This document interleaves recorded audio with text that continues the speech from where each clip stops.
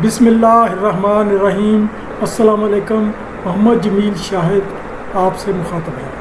आज हमारा control system के मतलब कंट्रोल लॉजिक, जो कंट्रोल सिस्टम होता है वो कि कैसे कंट्रोलर काम करते हैं, इस किस्म का ये लेक्चर नंबर 22 है। और ये जो है बड़े इम्पॉर्टेंट हिस्सा है। अगर आपने किसी ऐसे बॉयलर के पैनल पर काम करना है या बॉयलर के कंट्रोल, तो आपको ये सब कुछ पता होना चाहिए। इसकी इस्तिलाहें पता होनी चाहिए। पहले भी बताया जा चुका है, कुछ कल बताया, कुछ आज बता रहे हैं। तो ये आज हम मुख्तलिफ मौजू, छोटे छोटे मौजूआत हैं, इसके जवाब देते हैं। पहला तो लफ्ज़ है ट्रांसमीटर ट्रांसड्यूसर में क्या है। ये लफ्ज़ आप सुनते होंगे, यानी वो कि ये ट्रांसमीटर से सिग्नल गया, ये ट्रांसड्यूसर को गया, ये गया, इस किस्म की बातें। तो ट्रांसमीटर क्या है, तो ये हम बताते हैं। जब कोई प्रोसेस हो रहा है, मसलन कोई फ्लो कंट्रोल हो रहा है या कोई प्रेशर बन रहा है, तो प्रेशर का सिग्नल जा रहा है। प्रोसेस से सिग्नल भेजने के लिए जो इंस्ट्रूमेंट, वो तो देखिए प्रोसेस में जो प्रेशर आ रहा है, फ़र्ज़ किया तो वो तो स्टीम का प्रेशर है, तो स्टीम की लाइन से आ रहा है। तो स्टीम की लाइन की इम्पल्स लाइन को कंट्रोल रूम में तो नहीं भेज दिया जाता कि वो प्रेशर वहाँ गेज पर ज़ाहिर हो। ऐसा तो नहीं हो सकता। ऐसा तो वो कभी किसी ज़माने में होता होगा, आज से कुछ 40-50-60 साल पहले, हम नहीं जानते, लेकिन ये ऐसा नहीं हो सकता। तो ये सिग्नल किसी तार के ज़रिए भेजा जाएगा। वो तार ये जो है ना एक ख़ास प्रेशर को उधर सिस्टम में शो करें, प्रेशर से वो सिस्टम में शो करेगी। तो जो प्रोसेस का सिग्नल है या टेम्परेचर का, प्रोसेस मतलब प्रेशर, टेम्परेचर, फ्लो, स्पीड या कुछ और, तो इसको ट्रांसमीटर जो ट्रांजिस्टर जो कहता है उसको ट्रांजिस्टर कहते हैं, ट्रांसमीटर कहते हैं। ट्रांसमीटर पहले ट्रांसमीटर कंप्रेस्ड एयर वाले न्यूमेटिक होते थे। पहले जब बहुत ज़्यादा अर्सा नहीं गुजरा तो न्यूमेटिक लगाए गए, यानी वो सिग्नल न्यूमेटिक एयर से भेजे जाते थे और फिर उनको कंट्रोल में भेजने के लिए वहाँ इलेक्ट्रॉनिक से शिफ्ट करते थे। इलेक्ट्रॉनिक आ गए, यानी इसके अलावा कभी न्यूमेटिक से इलेक्ट्रॉनिक या कभी कुछ ज़रूरत पड़े तो इलेक्ट्रॉनिक न्यूमेटिक कन्वर्टर भी इस्तेमाल। अभी न्यूमेटिक करना ट्रांसमीटर का दौर गुजर चुका है, जबकि तमाम नए पैनल भी कन्वेंशन की बजाय DCS हो गए हैं, जबकि कंट्रोल सिस्टम में PLC का रवाज भी बढ़ गया है। तो ये आपको बताना मतलब था कि ट्रांसमीटर जो होता है वो जो सिग्नल को भेजता है वो प्रोसेस से, वो ट्रांजिस्टर, अच्छा वो सिग्नल भेजता है। अब ये सिग्नल जो भेजा जाता है, सिग्नल को आगे ये जो है ना उसकी फंस गया एनर्जी की किसी और किस्म की होती है, वो प्रेशर सिग्नल है। जबकि हमने उसको कोई तार के ज़रिए भेजना है, इलेक्ट्रॉनिक सिग्नल में फ्रीक्वेंसी में भेजना है, तो ये फिर वो ट्रांसड्यूसर इस्तेमाल होगा। ट्रांसड्यूसर का बुनियादी मकसद ये होता है कि वो एक एनर्जी को दूसरी एनर्जी में कन्वर्ट करता है। यहाँ तो ये जिक्र नहीं किया, लेकिन मैं आपको बता रहा हूँ ट्रांसमीटर डिड्यूसर एक एनर्जी लेवल को दूसरी एनर्जी लेवल में, मसलन आपका सिग्नल आ रहा है रोशनी की सूरत में, तब रोशनी को, तो रोशनी भी एक एनर्जी की किस्म है। तो रोशनी को अगर आप वहाँ भेजेंगे सिग्नल में, तो उसको इलेक्ट्रॉनिक या सिग्नल में कन्वर्ट करना पड़ेगा या इलेक्ट्रिकल में, तो ये एक चेंज है। इसी तरह से आवाज़ का सिग्नल है, आवाज़ आ रही है तो आवाज़ को भेजा जाएगा तो ट्रांसड्यूसर होगा, तो ट्रांसड्यूसर आवाज़ कन्वर्ट करेगा, ये फिर दोबारा कन्वर्ट करेगा, फिर एक और ट्रांसड्यूसर काम। ये एक मिसाल है। ये देखें, ये फ्रीक्वेंसी का सिग्नल है, ये जो है ना सिग्नल, ये तो एक रेगुलर किस्म का सिग्नल है, लेकिन ये सिग्नल वो जो आवाज़ का सिग्नल है ये वो इरेगुलर होता है। यानी एक शख्स की जब हल्की आवाज़ बोलता है तो इस किस्म का सिग्नल बनता है, लेकिन जब वो आवाज़ ऊंची करता है तो ये एम्पलीट्यूड ये बढ़ जाता है, यहाँ से यहाँ तक आ जाता है। फिर वो उसकी फ्रीक्वेंसी में थोड़ी सी कमी बेशी आती है, यानी ये साइकिल कम बढ़ ज़्यादा होता है, तो ये सिग्नल इसी तरह से शिफ्ट होता है। तो ये इनपुट डिवाइस है, ये सिग्नल को लेता है।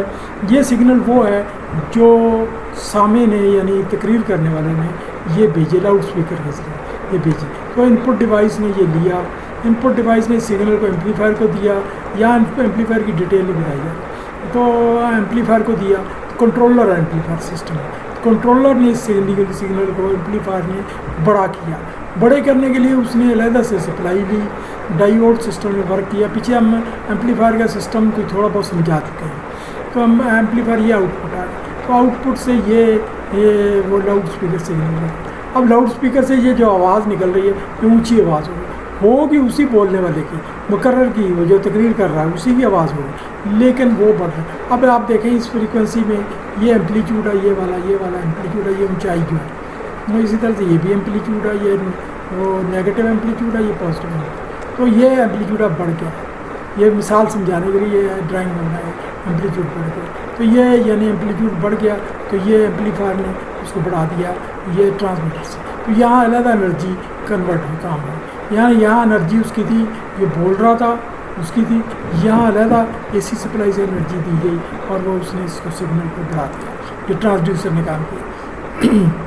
अब एक सवाल है, इंस्ट्रूमेंट सिग्नल सप्लाई पर एक मुख्तलिफ नोट लिखें। इंस्ट्रूमेंट्स को सिग्नल जो सप्लाई देते हैं वो नोट्स हैं। इंस्ट्रूमेंट भी अपने काम के लिए मुख्तलिफ किस्म की सप्लाइयों को मोहताज होते हैं।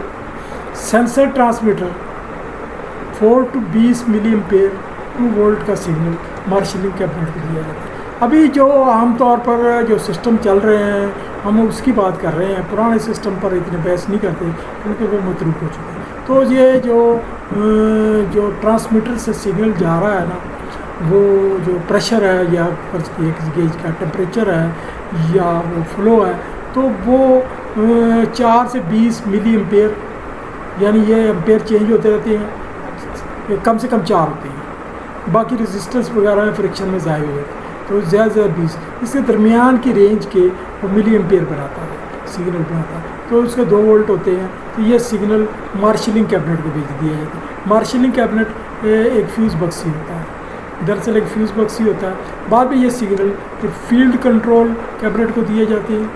यहाँ मुख्तलिफ ट्रांसड्यूसर्स उन्हें 5 वोल्ट मुतलका मिली एम्पेयर के AC सिग्नल में शिफ्ट करते हैं। ये जो सिग्नल है ये DC सिग्नल है, डायरेक्ट सप्लाई वाला सिग्नल है ये। तो ये मार्शलिंग कैबिनेट को गया, मार्शलिंग कैबिनेट से ट्रांसड्यूसर को गया, ट्रांसड्यूसर ने उसको कन्वर्ट करके 5 वोल्ट का और मुतलका मिली एम्पेयर के AC सिग्नल में शिफ्ट, या उसने इसको फ्रीक्वेंसी सिग्नल में चेंज कर दिया।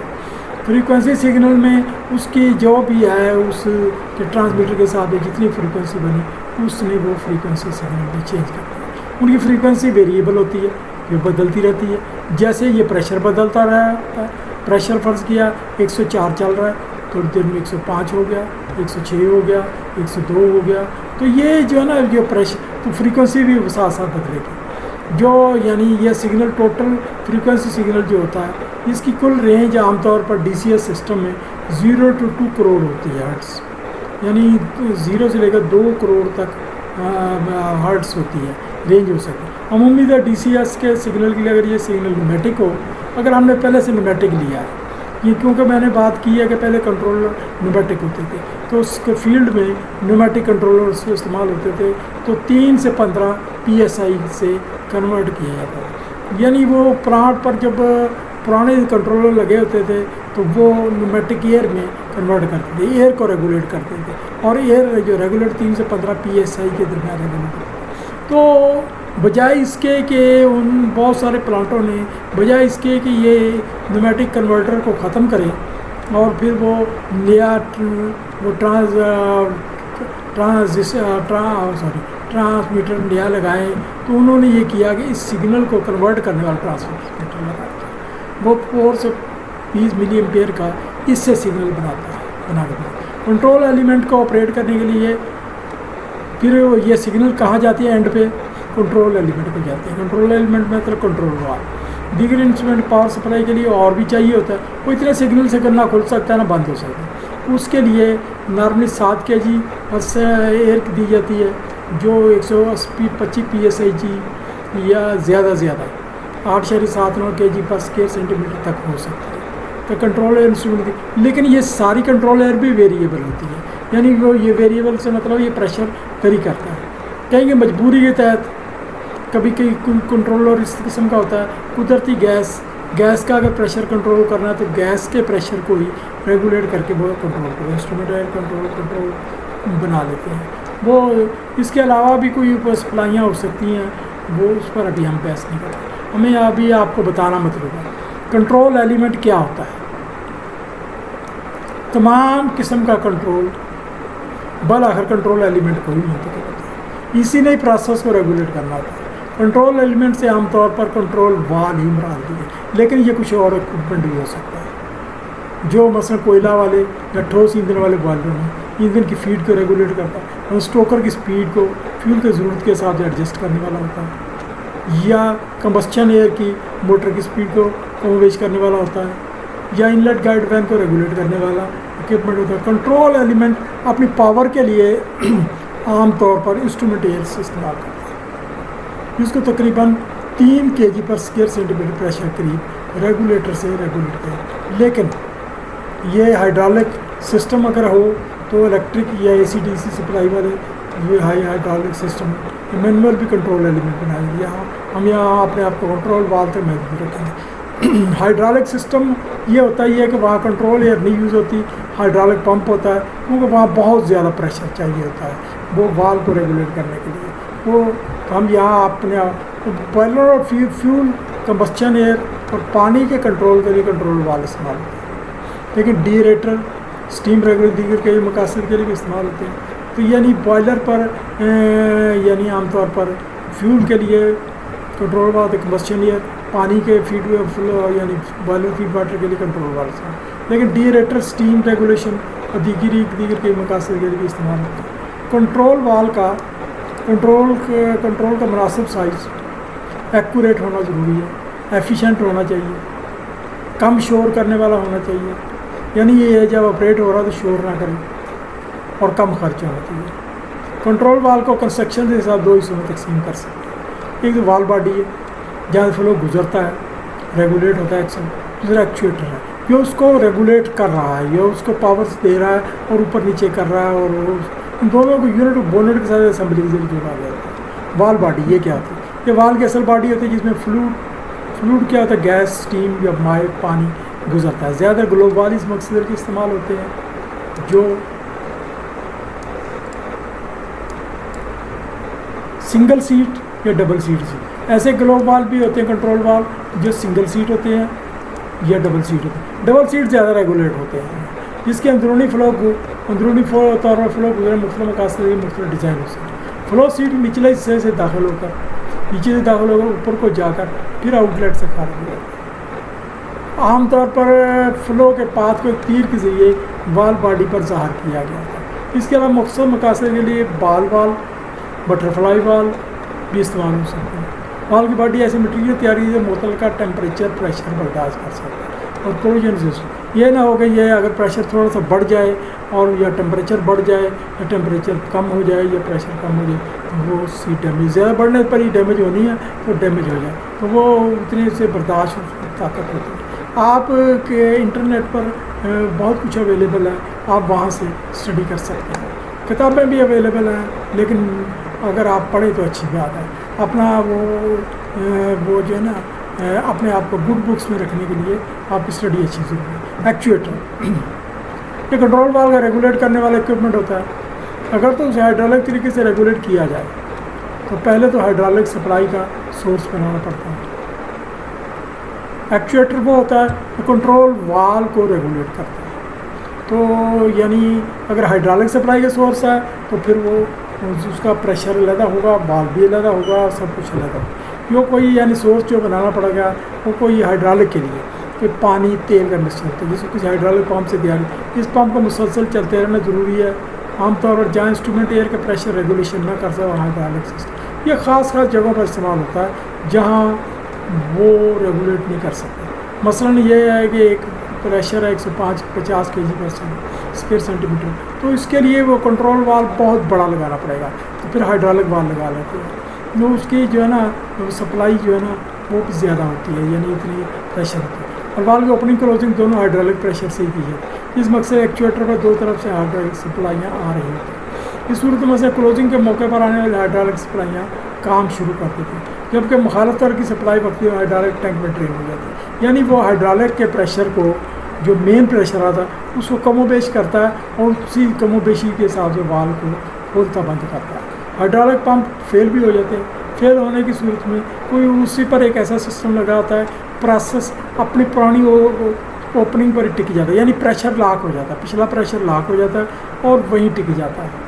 जिसे फिर वो जो है ना, एक ऑपरेटर इमरजेंसी के दौरान मैनुअल हाइड्रोलिक पंप चलाता है, उससे वो चलाता है कि या किसी लीवर से चलाता है तो वो प्रेशर बनाता है, या फिर वहाँ कोई और रेगुलेटरी सिस्टम लगाया गया होता है, हैंड व्हील लगाया गया था, वो वहाँ से रेगुलेट करता है, फिर वो प्रोसेस वाल नई पोजीशन पर आ जाए। आमतौर पर बॉयलर प्लांट पर हाइड्रोलिक सिस्टम के ज़रिए reduction station, let down station operate किए हैं, क्योंकि उनके वाल खोलने बंद करने की बहुत ज़्यादा फोर्स चाहिए होती है, क्योंकि स्टीम जो और वो पानी उसको खोल नहीं देती। इलेक्ट्रिक सप्लाई का एक्चुएटर भी होता है, कोई दो तरफा घूमने वाली एसी मोटर हो सकता है, जो ये सिग्नल मिलने पर कुछ देर के लिए सीधी चलती है या उल्टी चलाई जाती है। इसकी ऑपरेशन के सिग्नल टाइम के हिसाब से एडजस्ट करना पड़ता है, यानी वो जो है ना, अगर आप इलेक्ट्रिक सप्लाई का एक्चुएटर चलाएंगे तो आपको एक ख़ास थोड़े टाइम के लिए मोटर को चलाना पड़ेगा। आपको पता होना चाहिए कि इतनी देर चलाएंगे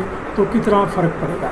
तो लेकिन ये वहाँ होती जहाँ बहुत एग्जैक्ट एक्यूरेट नहीं चाहिए।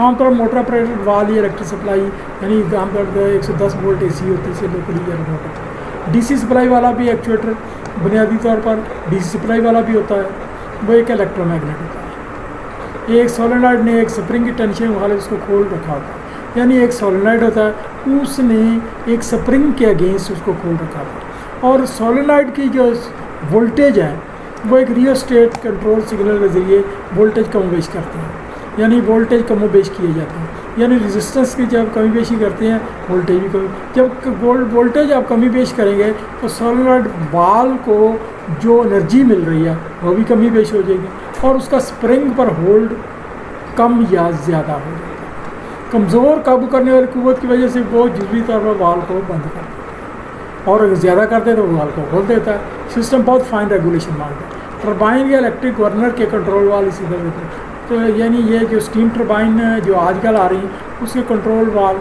इसी से ऑपरेट होते हैं, इसी तरीके से रेगुलेट होते हैं। गैस टरबाइन के भी ऐसे ही होते हैं। शटडाउन के मौके पर सप्लाई बंद हो जाती है और वाल भी बंद हो जाता है। प्लांट पर अक्सरियत कंट्रोल वाल इंस्ट्रूमेंट एयर से ही ऑपरेट किए, जो असल ज़्यादातर होते हैं प्लांटों पर ज़्यादातर इंस्ट्रूमेंट एयर जो तकरीबन 7 kg पर स्क्वायर सेंटीमीटर वाल के ऊपर एक रेगुलेटर लगा होता है जो वाल की ज़रूरत के मुताबिक रेगुलेशन को कम करता है। तो ये यानी ये होता है कि ये 7 kg तो मेन सप्लाई है ना, तो 7 kg सप्लाई नहीं दी जाती, कोई वाल की ज़रूरत के मुताबिक सप्लाई कम बेच रखी जाती है।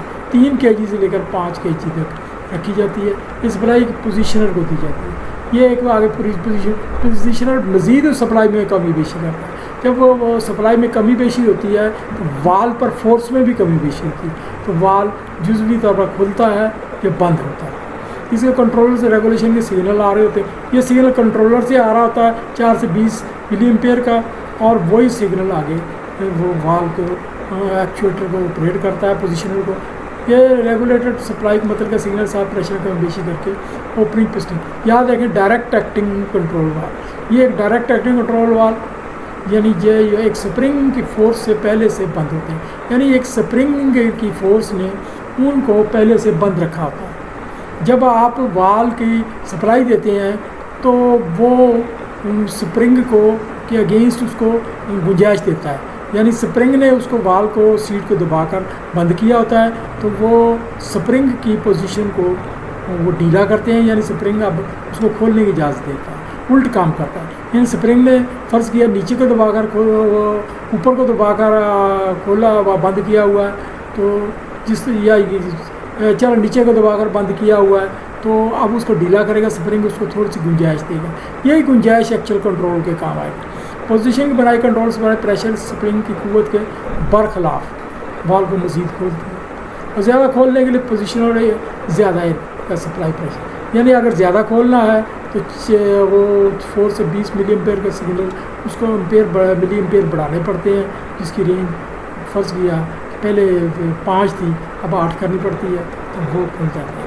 जब किसी वजह से एयर मुकम्मल बंद हो जाए, अगर किसी वजह से पीछे से एयर की सप्लाई बंद हो जाए, ये सप्लाई कई वजह से बंद हो जाती है। एक तो वो एयर सप्लाई का ऑटोमेटिकली कंट्रोल खत्म हो जाता है। दूसरा ये है कि आपका शटडाउन वाल ऑपरेट हो गया बॉयलर का मेन शटडाउन वाल, तो मेन शटडाउन वाल का सिग्नल उस एयर के सिग्नल को भी आता है और सोलेनॉइड टोटल एयर सप्लाई हर कंट्रोल वाल की बंद कर देता है, तो वाल खुद मुकम्मल बंद हो जाता है। इन कंट्रोल वाल को एयर टू ओपन कहते हैं, यानी एयर आएगी तो ओपन होगा, और फेल सेफ इसको कहते हैं एज क्लोज्ड, यानी जो महफूज तरीका है ये वाल का महफूज है, ये मुकम्मल क्लोज हो जाएगा। ऐसे वाल में एयर सप्लाई एक्चुएटर के ऊपर से दी गई थी, तो एक्चुएटर के ऊपर से लाइन दी गई थी। आपकी निशानी के लिए है, अगर आप कंट्रोल वाल को देखें ऊपर से छोटी सी इंस्ट्रूमेंट एयर की लाइन दी गई होगी, तो ये वो है डायरेक्ट ओपन वाला। इसके अलावा रिवर्स एक्टिंग वाल भी है, इसका सारा सिस्टम ऊपर वाले को उल्ट होता है। एक स्प्रिंग की फोर्स से पहले से खुले होते हैं,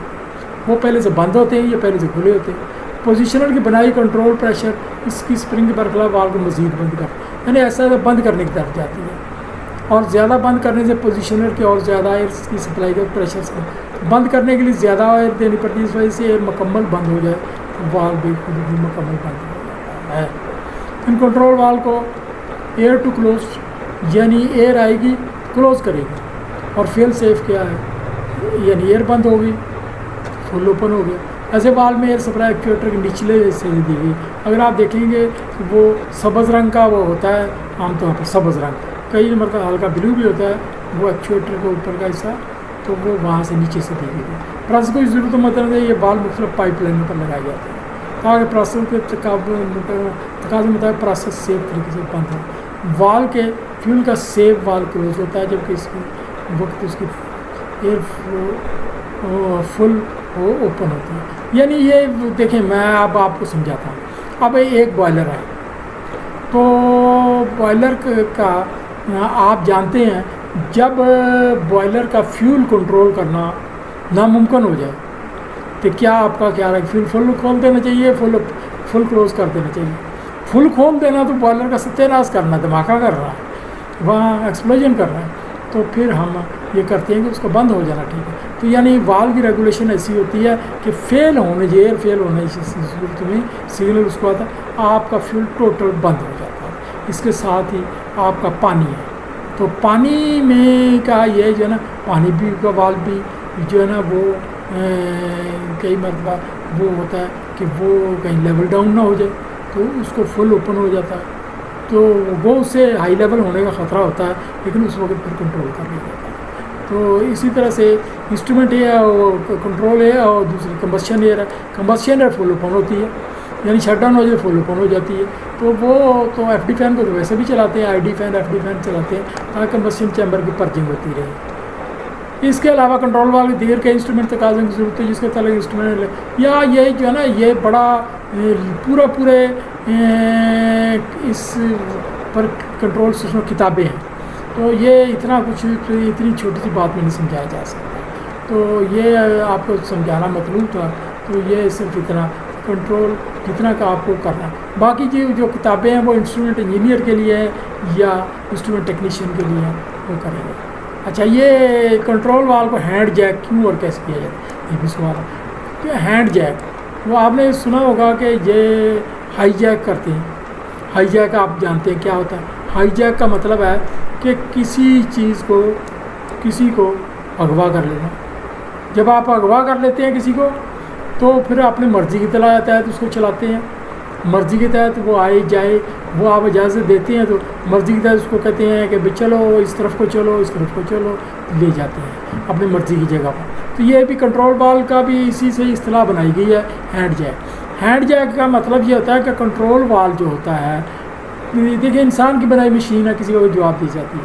आप ये चाहते हैं कंट्रोल वाल कंट्रोल सही नहीं कर रहा, तो उसकी जो है ना एयर की रेगुलेशन में खामी है, और उसमें कुछ और खामी है, उसमें कोई प्रॉब्लम है, शट डाउन करना मुमकिन नहीं है। आपको पूरी फैक्ट्री या बॉयलर या कोई वो, जब आप टरबाइनें शट डाउन करेंगे तो आप बॉयलर भी शट डाउन करेंगे, आप जनरेटर भी शट डाउन करेंगे और बहुत ही शट डाउन करेंगे, तो आपको एक इंक्वायरी का सामना करना पड़ेगा। तो इस वजह से वाल को हैंड जैक कर लेते हैं। हैंड जैक का मतलब क्या है? हैंड जैक का मतलब यह कंट्रोल वाल को वक्ती तौर पर आप दस्ती वाल बना लें, यानी आप हाथ से ऑपरेट होने वाला, व्हील से ऑपरेट होने वाला सादा वाल बना लें। तो उस वक्त वहाँ कंट्रोल कर लें, एक ऑपरेटर को खड़ा कर दें और वो उसको एक वाकी टाकी सेट यानी टेलीफोन वो सेट दे दें तो वो कंट्रोल रूम ऑपरेटर के इंस्ट्रक्शन के मुताबिक आपके इंस्ट्रक्शन पर वहाँ बखड़ा थोड़ा सा खोल दे, थोड़ा सा बंद कर दे, तो उससे फ्लो कंट्रोल तो चलता रहेगा, लेकिन वो थोड़ी सी डिस्टर्बेंस होएगी, लेकिन फिर भी वो चलता रहेगा और प्रॉब्लम नहीं होगा।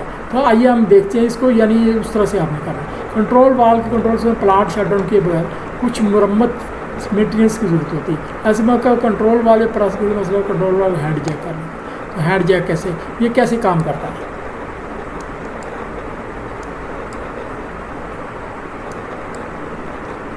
लेना पड़ता है, ये सिस्टम ऊपर वाल पर पहले से लगा होता है। ये जो है ना कंट्रोल वाल सारे हैंड जैक नहीं हो सकते, बहुत कम वाल जैसे होते हैं स्पेशल से तैयार किए गए थे, उस पर हैंड जैक का सिस्टम लगा होता है। तो हैंड जैक किस वाल के ऊपर एक व्हील ये लगा होता है, व्हील खोलने बंद करें। नॉर्मल हालत में अगर आप उसको ऑपरेट करें, यानी कंट्रोल वाल अपना काम कर रहा है वो करते रहे, तो आप वो हैंड जैक को ऑपरेट करें तो वो एक नीचे लंबी सी पतरी होती है, स्लीव होती है, उसको ऊपर नीचे करता है व्हील से, और पतरी जो लंबी होती है उसके अंदर छोटे छोटे सुराख होते हैं, यानी उसमें इतने सुराख होते हैं आपके हाथ की उंगली दाखिल हो सके उसमें, यानी एक लंबी सी पट्टी जिसमें एक तरतीब में सीधे लंबे सुराख होते हैं ताकि हाथ की उंगली या चलो थोड़ी सी ज़्यादा या कम दाखिल हो सके।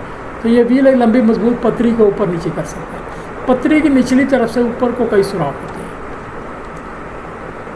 इस तरह से कि एक पतरी सुराखदार पतरी वाल की स्टेम के साथ भी वेल्ड की। इसी किस्म की एक पतरी वाल की जो कंट्रोल वाल की स्टेम है, जिसको आप स्पिंडल भी कह सकते हैं, उसके साथ भी वेल्ड की हुई होती है। तो ये दोनों पतरियाँ एक दूसरे के बिल्कुल करीब करीब होकर ऊपर नीचे चलती हैं। तो पहली पतरी तो खाली चलती है, दोनों वो अलहदा चलती है। तो मुतज़क्करा मसले के मौके पर एक स्टील की पिन व्हील वाली और स्टेम वाली पतरी के अंदर फंसा दी जाती है। करते ये हैं, हम करते ही हैं कि एक पिन वो आमतौर पर वहाँ स्पेशल मकसद के लिए बोल्ट तरह की पिन जिसमें चूड़ियाँ नहीं होती, एक वहाँ रखी होती है, वो बंधी होती है किसी डोरी से, तो वो उसको निकालते हैं और वो पतरी ऊपर वाली हैंड वाली पतरी को ऊपर नीचे करके जब बिल्कुल उनको दो सुराख मैच कर जाते हैं, हम उसके अंदर दोनों सुराखों के दरमियान फंसा देते हैं। यानी इस तरह से करके ना, ये एक पतरी है, ये दूसरी पतरी जा रही है, ये अलग मूव कर रही है, अलग अपने साथ स्पिंडल के साथ मूव कर रही है, दूसरी मूव, तो उसके अंदर ऐसे करके फंसा देते हैं।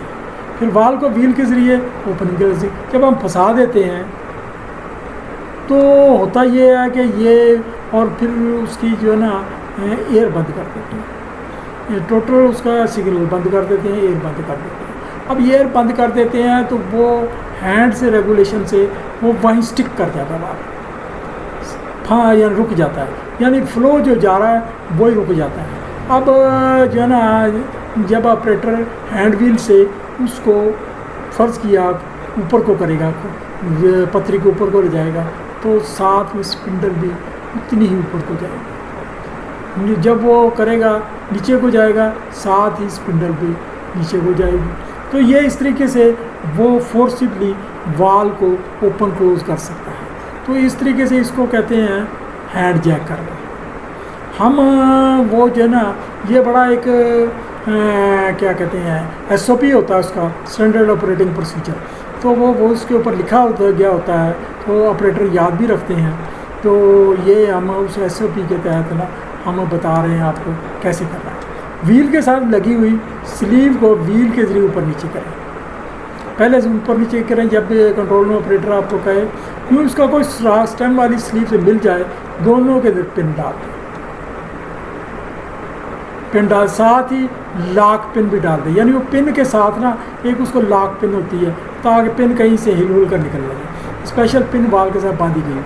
अब इंस्ट्रूमेंट कंट्रोलर अब आपको ऑपरेटर फिर वो कंट्रोल में ऑपरेटर बता देगा, क्योंकि आपकी लॉक पिन चली जाए, अब फ़ौरन एयर को बंद कर देना है, फिर एयर को रेगुलेटर से खारिज कर देना, एयर का प्रेशर बिल्कुल ना हो, तो रुकी लाइन में एयर वो भी वो पर्च हो जाए। अब आप वाल को व्हील के ज़रिए प्रोसेस की डिमांड के हिसाब से ओपन क्लोज कर सकते हैं। कंट्रोल में जो इंस्ट्रक्शन मिलेगी कि इसको खोलो थोड़ा सा, वो फिर बताएगा बस अब रुक जाओ, अब आप इंस्ट्रूमेंट के अमले को, तो ये जब आपने वो कंट्रोल कर लिया, अब आपका काम अपना हो गया। इंस्ट्रूमेंट एयर के टेक्नीशियन आकर अपने सिस्टम को खोलेंगे, वाल को, उसकी सफाई वगैरह करेंगे, रेगुलेशन को सेट करेंगे और जो कुछ करना करेंगे। अगर कोई तार बदलनी, तार भी बदल लेंगे, कुछ भी करेंगे। इस तरह से काम मुकम्मल होने के बाद पहले एयर रेगुलेटर सर्विस में लिया जाता है। उससे आपने एयर, फिर control room operator control room की ओपनिंग के लिए आपसे अपने कंट्रोल रूम को एडजस्ट करता है, यानी वो आपको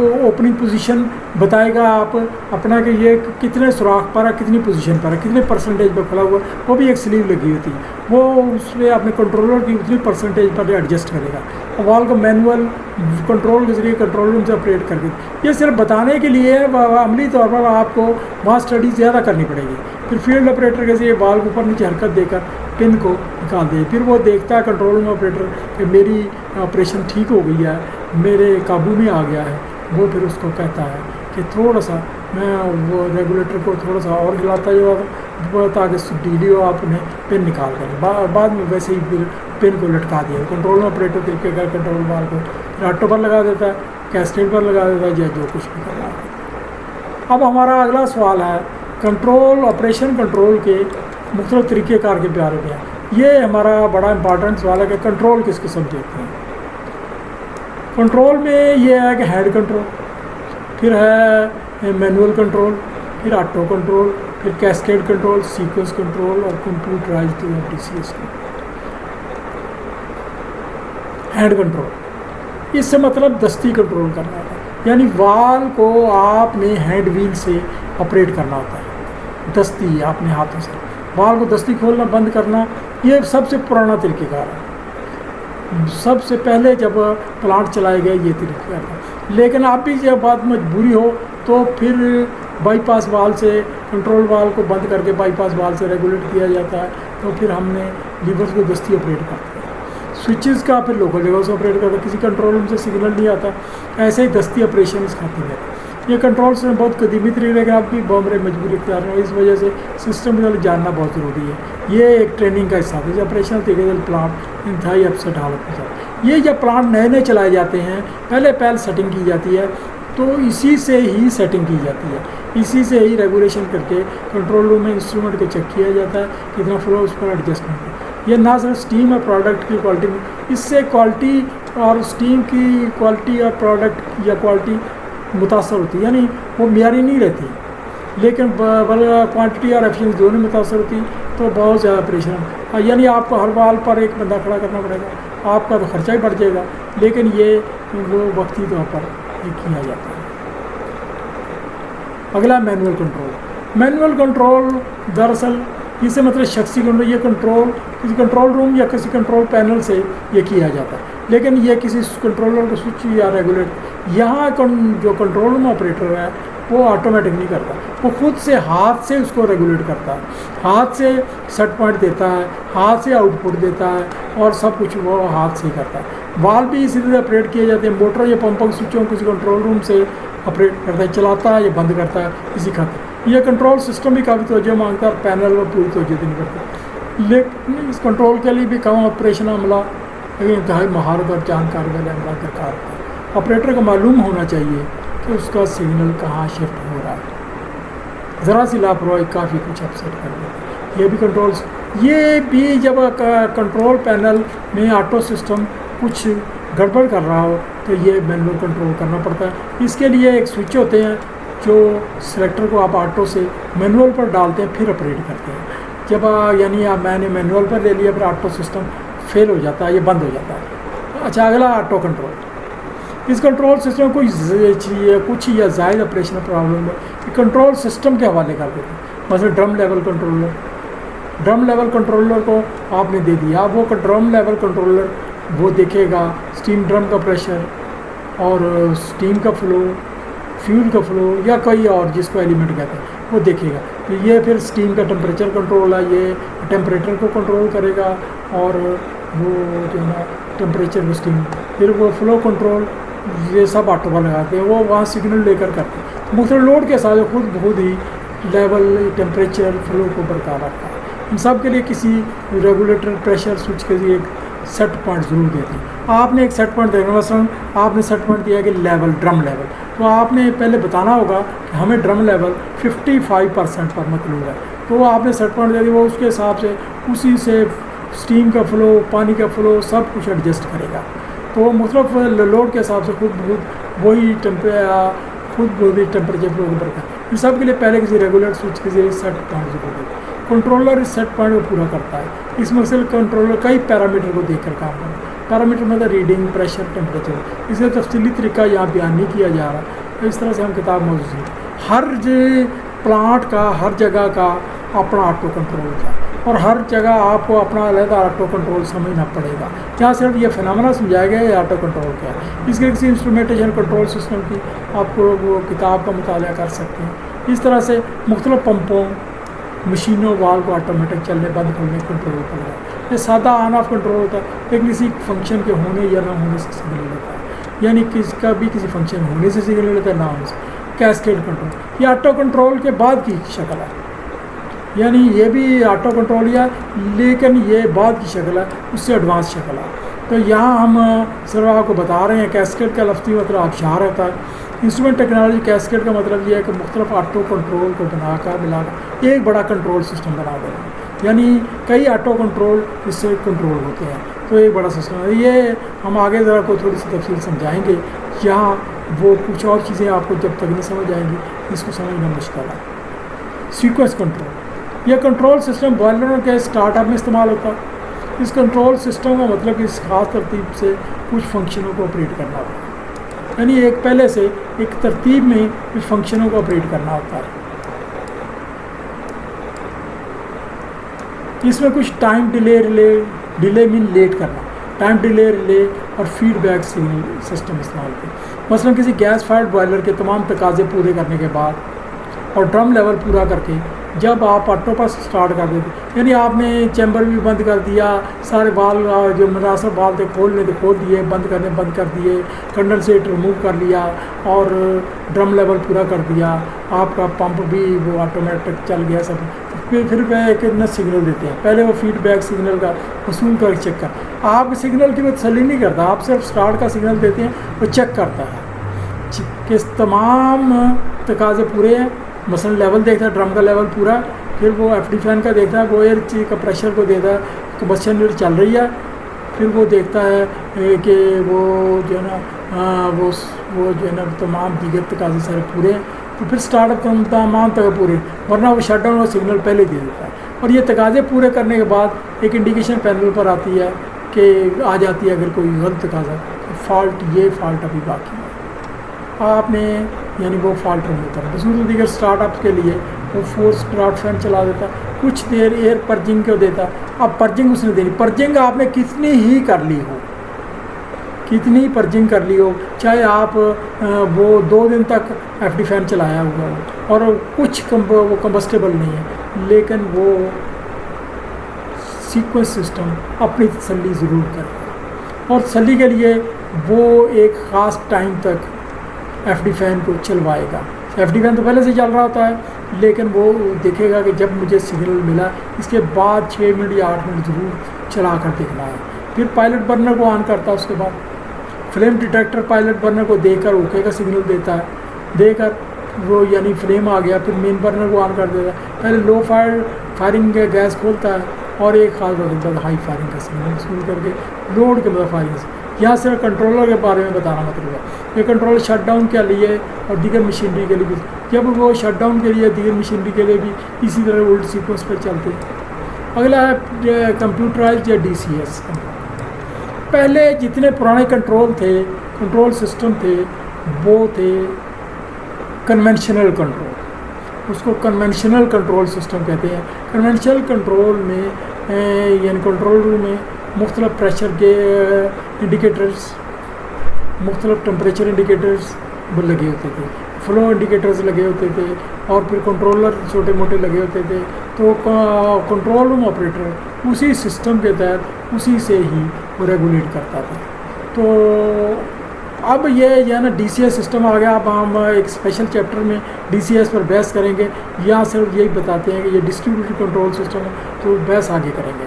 यहाँ बहस नहीं करते। ये सिर्फ ये है कि यहाँ सिर्फ बताना मतलब है कि कंट्रोल आप DCS के ज़रिए कर रहे हैं या फिर आप कन्वेंशनल कर रहे हैं। कन्वेंशनल कंट्रोल के लिए हर पैनल का अपना समझना ज़रूरी है, DCS का भी समझना ज़रूरी है हर प्लांट का। तो लेकिन ये सिर्फ बताना जिक्रशुदा कंट्रोल आपने मदर कई किस्म के, इसमें ratio, feedback, feed forward, on off, integral, derivative, time delay, और ये सारे सिस्टम लेकर फिर का ये DCS चलता है। कंट्रोल सिस्टम कोई भी हो, लेकिन जब तक इंस्ट्रूमेंट दुरुस्त, यहाँ ये इम्पॉर्टेंट है, कंट्रोल सिस्टम आपका कोई भी हो, लेकिन जब तक इंस्ट्रूमेंट दुरुस्त और कैलिब्रेटेड नहीं होंगे सिस्टम कभी भी एफिशिएंट नहीं हो सकता। यानी आप फील्ड में लगे, फ्लो मीटर लगा हुआ है, फील्ड में टेम्परेचर इंडिकेटर लगा हुआ है, जो वो है क्या कहते हैं इलेक्ट्रॉनिक है, वो पायरोमीटर है, और या वो उनकी कैलिब्रेशन ज़रूरी है ताकि सिग्नल से आगे पे आपके सिग्नल सही है। इसमें प्रेशर, टेम्परेचर, गेज, थर्मामीटर ऐसे इलेक्ट्रॉनिक्स, यहाँ हम कंट्रोल को कुछ मालूमात दे रहे हैं किस सिस्टम में। यहाँ कंट्रोलरों की बलहाज सिग्नल के एक सारा, बलहाज सिग्नल के एक सारा आ जाए, बलहाज सिग्नल, इसमें ये फीडबैक कंट्रोल। फीडबैक कंट्रोल का मतलब है सिस्टम में प्रोसेस के पहले चल रहे सिग्नल की स्टडी की जाती है। ये कंट्रोल सिस्टम पहले सिग्नल से चल रहे स्टडी की जाती है। नई डिमांड, कमी या बेशी के लिए तब्दीली में एरर हासिल करता है कि ये जो मुझे जो एक्चुअल प्रोसेस का तकाजा है वो क्या है, यानी वो सेट पॉइंट क्या दिए गए और चल क्या रहा है। जब एरर देखता है तो एरर हासिल करता है कि इतना नुक्स जा रहा है, और फिर आउटपुट एक बनाता है कि ताकि कंट्रोल होता रहे, और फिर वो देता है कि ये असल आपकी चाहत ये है लेकिन चल ऐसे गलत रहा है। अगर कोई एरर नहीं है तो फिर कंट्रोलर की आउटपुट स्टेबल, अगर एरर नहीं है तो वो आउटपुट इनपुट दोनों स्टेबल रहेंगे। जब एरर पाया जाए कंट्रोलर ऐसा इसका इसको इंटीग्रेटर भी दुरुस्त करता है।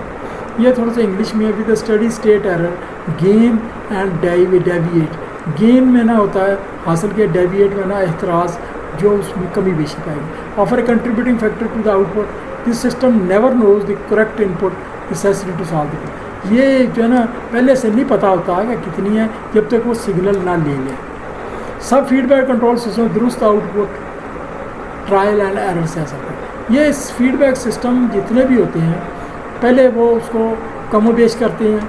ये इसी किस्म की मिसाल ही है कि ये एक ऑपरेटर है जो हाथ से एक एक्सचेंजर है, जैसे पीछे मिसाल दी है, टेम्परेचर कंट्रोल कर रहा है। पहले स्टीम खोलता है, यानी वो जिस तरह से वो हमने पीएच एक्सचेंजर का बारे में बताया, तो देखता है स्टीम खोलने से टेम्परेचर तो बढ़ गया जो लिक्विड का, फिर वो स्टीम बंद करता है ये तो और गिर गया, वो थोड़ा सा, फिर वो अब कम खोलता है, अब फिर कम बंद करता है, फिर और कम खोलता है, फिर और कम बंद करता है। एक वक्त आता है कि तो ये भी ट्रायल एंड एरर है।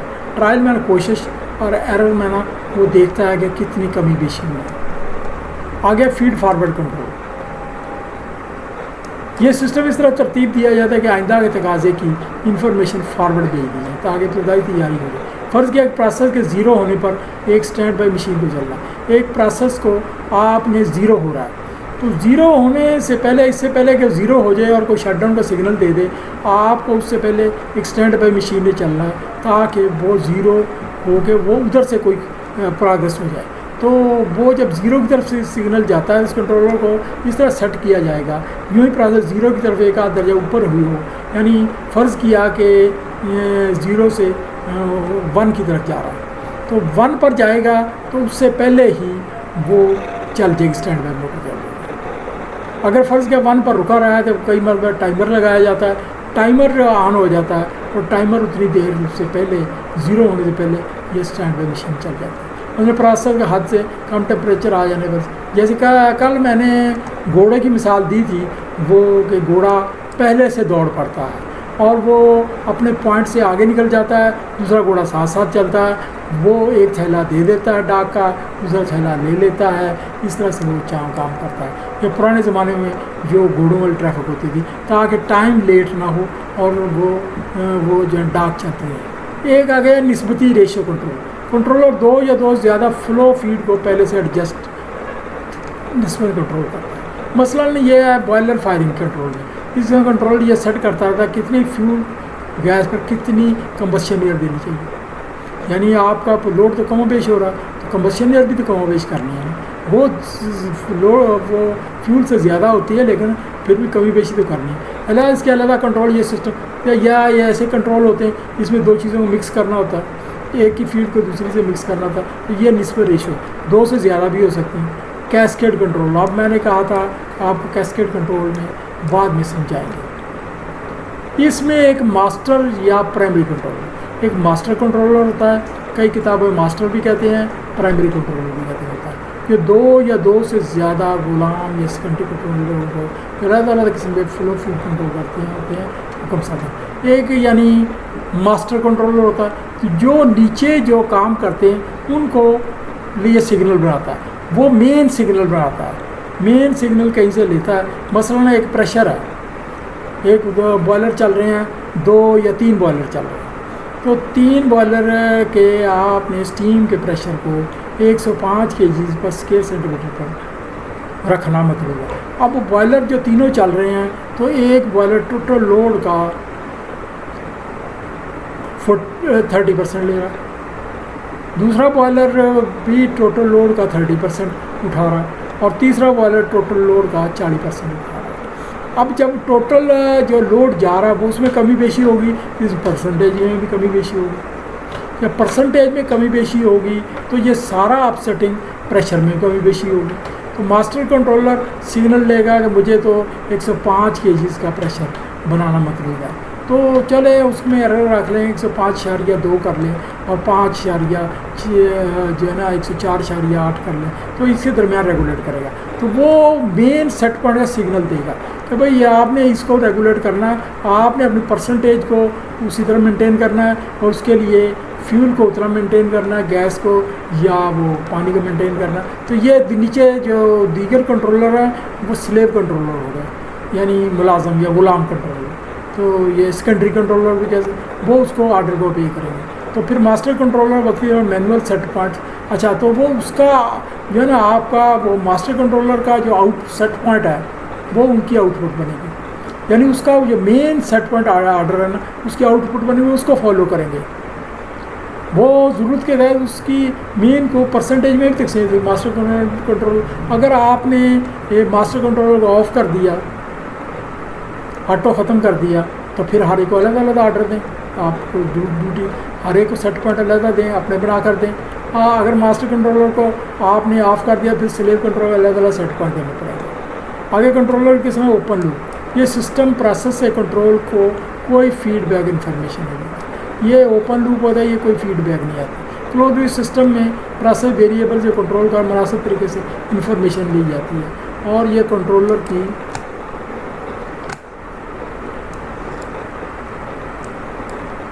आउटपुट बन जाती है। अब जो है ना ये आखिरी एक सवाल है, इसमें हम आपको बताएंगे कि ये इंस्ट्रूमेंट इंडस्ट्री में, कंट्रोल इंडस्ट्री में जो कुछ चीज़ा जो आपके सवालात के जवाब हैं हम वो समझाना मतलब है कि आपके मुख्तलिफ इस्तिलाहें हैं वो उनको आप क्या समझते हैं और एक्चुअल क्या समझना चाहिए। ये लिखा आता है SP या SV, दोनों एक चीज़ है। SP में set point, SV set value, ये दोनों एक ही चीज़ है। यानी किसी जगह सेट कोई वो जो है ना मैन्युफैक्चरर SP लिख देता है, कोई SP लिख देता है, ये सेट पॉइंट होता है। वो नुक्ता मार्क, ये वो नुक्ता होता है यानी मतलूबा प्रेशर का जो आपने रखा है, या टेम्परेचर का, फ्लो का, या करंट का, या वोल्टेज का, रेजिस्टेंस का, स्पीड, ये जो कुछ आप चाहते हैं वो सेट पॉइंट देते हैं कि ये हमें इतनी प्रेशर मतलूबा है, इतना टेम्परेचर मतलूबा है, इतने वोल्ट है। इस कंट्रोल को एडजस्ट और वो कंट्रोल करता रहे। कंट्रोल पॉइंट, प्रोसेस वेरिएबल, ये तो आपने दे दिया, लेकिन वो नहीं, ये तो कंट्रोल हकीकत में कंट्रोल, ये सेट पॉइंट को तो SV को पहुंचता है, लेकिन पहुंचने से पहले वो अपना जो वो काम करता है उसको प्रोसेस वेरिएबल कहते हैं। प्रोसेस वेरिएबल कई वो कोशिश ये करता है ये सेट पॉइंट SV के बिल्कुल करीब हो, लेकिन थोड़ा बहुत फ़र्क हो सकता है। थोड़ा बहुत फ़र्क इस तरह से हो सकता है कि आपने एक सेट पॉइंट दिया, वो आगे अपने हिसाब से उसने एडजस्ट करना है। मसलन आपने सेट पॉइंट दिया 105 kg पर स्क्वायर सेंटीमीटर प्रेशर बनाए, तो जब वो प्रेशर बना रहा होता है तो पीछे से जब फीडबैक लेता है वो देखता है। ये तो 104.5 हो गया, तो वो यानी ये पीवी फ़र्क हो गया। तो अब वो चेंज करता है, इसको पीवी को चेंज करता है। इस तरीके से चेंजिंग होती है। मैनिपुलेटेड वैल्यू कंट्रोल एलिमेंट में वाल की ओपनिंग परसेंटेज, इसको आउटपुट वैल्यू मिलेगा।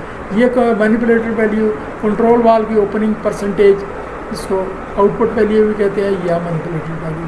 ऑफसेट कंट्रोल पॉइंट और सेट पॉइंट में जो फ़र्क, कंट्रोल पॉइंट यानी वो ये वाला सेट पॉइंट और सेट पॉइंट में जो फ़र्क होता है वो प्रोपोर्शनल लोड या कंट्रोल है, उसको ऑफसेट कहते हैं। ये ऑफसेट कई मरतबा ज़रूरत के तहत खुद भी देना पड़ता है। एतराज़ deviation, control point set point में किसी वजह से अचानक फ़र्क पैदा हो जाए, इसको डेविएशन कहते हैं। मेजरमेंट, प्रोसेस डिमांड के अचानक किसी वैल्यू को मेजर। अच्छा, ये जो जितने सिग्नल जा रहे हैं, इसकी सिग्नल को चाहे सेट पॉइंट है या कुछ इलेक्ट्रॉनिक सिग्नल में जो तब्दील बनाया जाता है वो मेजरमेंट कहलाती है। स्केल क्या होती है? Scale calibrated range of measurement.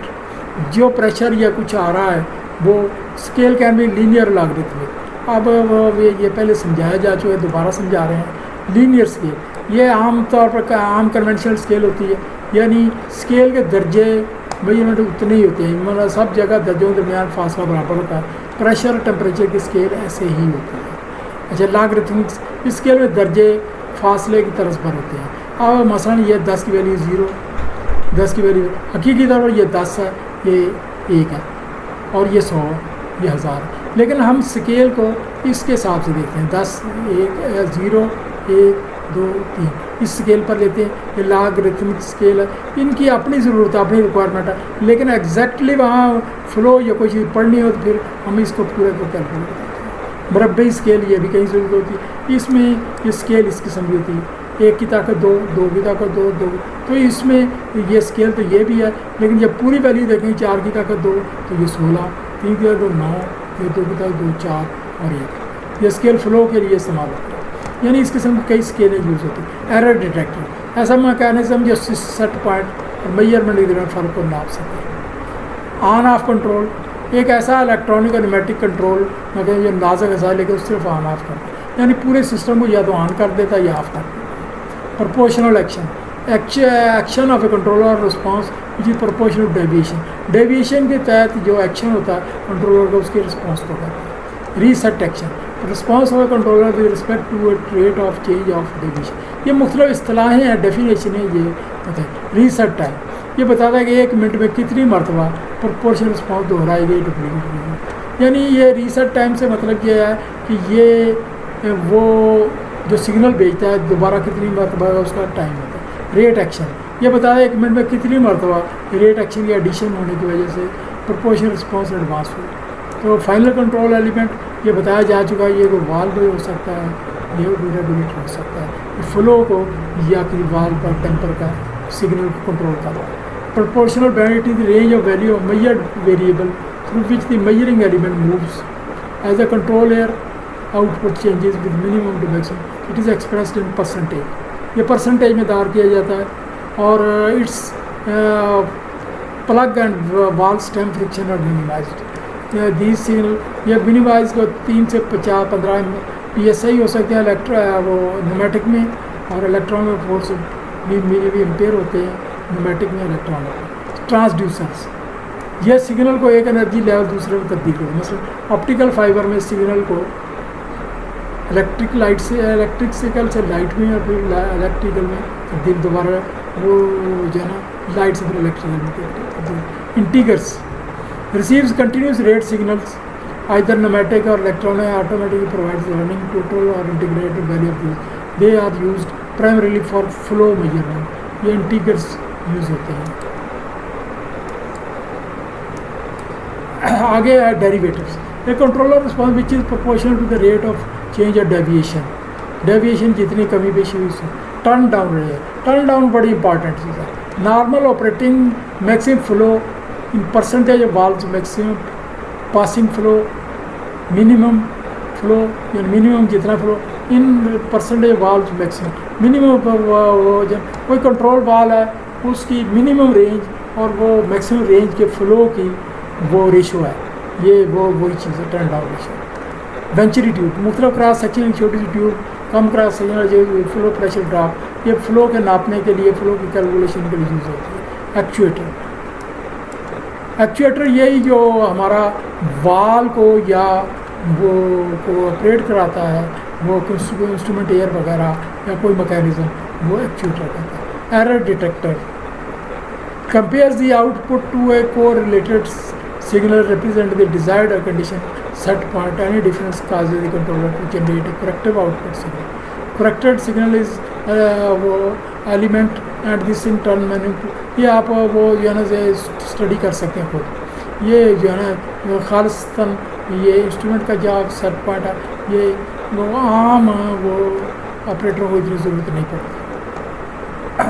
Fail safe, इस बारे में मैं समझा चुका हूँ आपको, दोबारा समझाना मुनासिब नहीं कि सिस्टम फेल हो जाए यानी इंस्ट्रूमेंट एयर फेल हो जाए, उसको सिग्नल आ जाए तो वाल्व फुल ओपन होना है या फुल ट्रांसमीटर ये वो इंस्ट्रूमेंट प्रोसेस को जो है वो इलेक्ट्रॉनिक में तब्दील करता है या न्यूमेटिक सिग्नल में तब्दील करता है। Controller positioner, it is device which speeds boost of the action by this way it specify control valves opening position. Positioner ये जो है वाल्व की पोजीशन बताता है कि कितने % खुला हुआ है और कितना वो खोलने का तकाजा है, ये बताता है। तो ये हमारा आज का ये जनरल कंट्रोल वर्किंग का मौजू ख़त्म हुआ। अब हम नया मौजू शुरू करेंगे, तो इंशाअल्लाह ताला जल्द ही आपको नए मौजू पर बात करेंगे। Thank you very much.